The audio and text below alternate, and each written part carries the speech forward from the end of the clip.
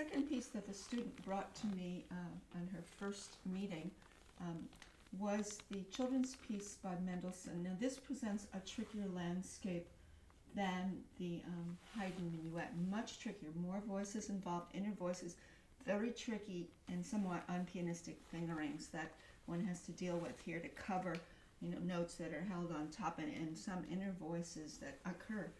Now what I did was, it took me 2 hours to do this. For the last 2 hours I've been working very hard separating my hands to establish good fingering, to know the harmonic rhythm of the piece, because that's very important here, the modulations, and to see the way the voices flow and how I can create the legato where I need to. So I'm going to do complete separate hand, one hand and the other, and try to say things as I go along. It's in G major, but it has a modulation to the dominant. Basically goes, between the dominant and G major, and it has a little side trip to the B minor chord. There's a 3 chord, which becomes a pivot chord to modulate toward the D major, and then you come back to G major. It's really important to know this as you go along in this piece, to really learn it thoroughly. Now you can, if you really want to be a little bit overly conscientious, you can, and the top voice, do the soprano and separately do this, the bottom, the middle voice here. You can do this. Watch.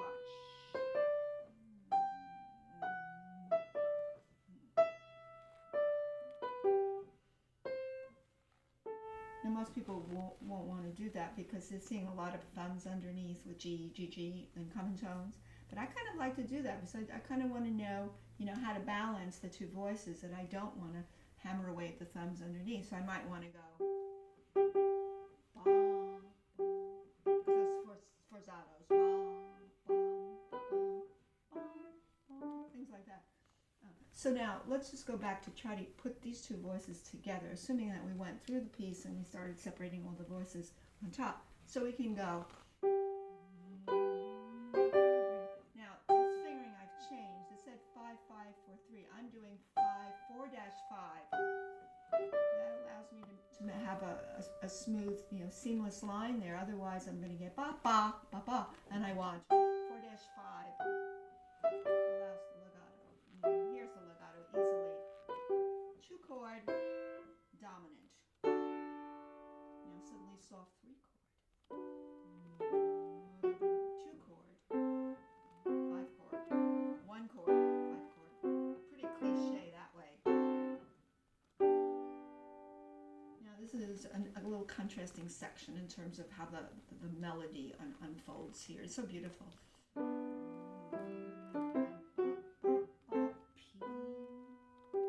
Careful again with those thumbs underneath, that they don't get hammered and that they do not overshadow that beautiful melody.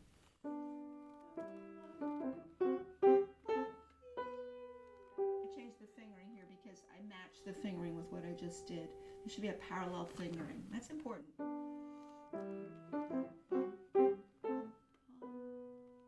next it's getting higher. Delete tension. Bum, bum, bum.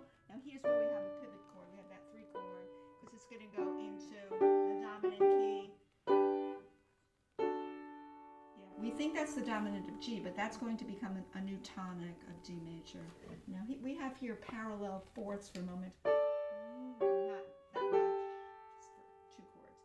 And then here are the fourths.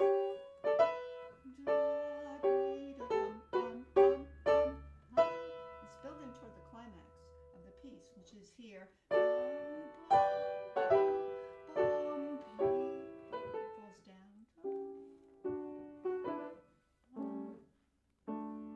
Actually, he preserved the D major, went all the way over to the D major, which is the dominant key. Okay, that build-up is important. You need to know the climax of the piece, which is there. Fades down.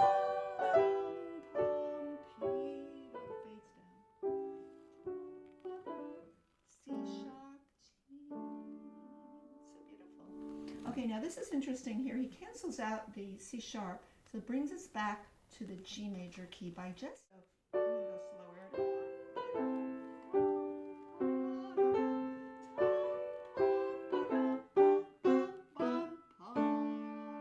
Now we're back home to the beginning.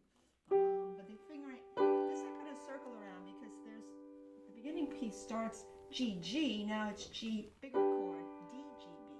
So you need to make a circle there. To know that's different. 4-5.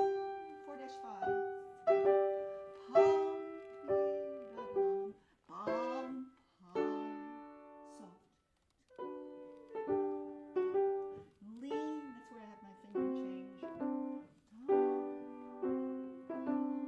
Now this is very tricky because now you have a G that needs to resonate all the way across as a tie with an inner voice below, very soft.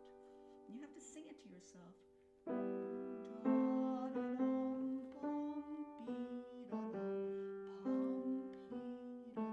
That's a little inner voice, but it can't really, you have to subdue that too because you want the G to ring through. It's very tricky. So it'll be a little extra juice on that G and soft. Sing this. Now the G's disappearing. I can't even hear it. It's going to be hard to do that. Now the little coda at the end. Now that's the 4 chord. It uses the F natural there. We're still going. We're in G major back home. Now this is big. Parallel thirds. I have to go back to them. I'm making too much of a fuss. G, da, bum, bum, bum, bum, bum, bum.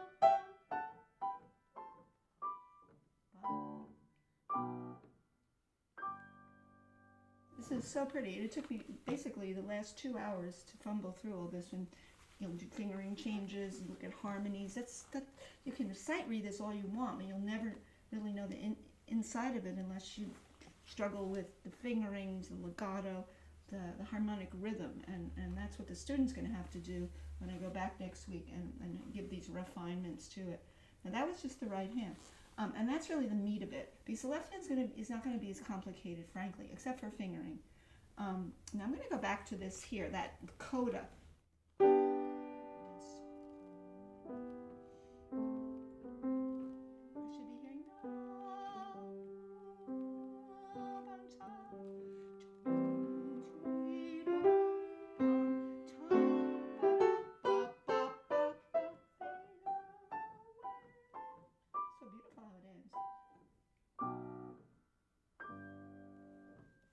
Okay, the meat of the work is done right there. The left hand, you can start dissecting it too, and I don't want to spend this whole tutorial doing the left hand, but you should be, following the legato like fingering.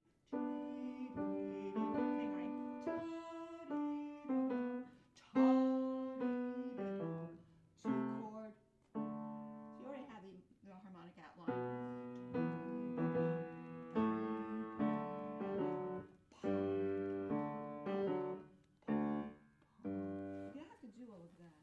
The other tricky spot where I did before is in the left hand. When that inner voice comes, the left hand is really tricky because it's doing this. At that coda, it's going, let's say here, it's going. Now, fingering's important. That's a dominant of C. It's really a secondary dominant of the 4 chord.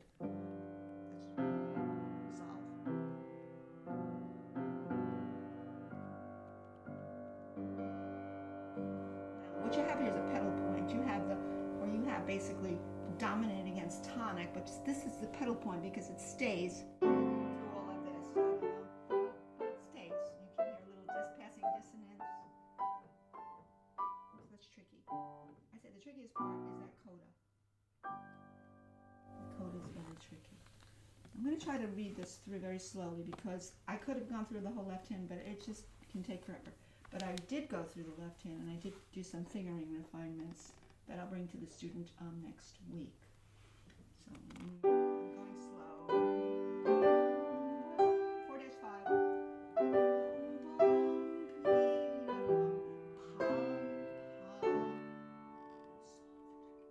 The harmony is absolutely exquisite.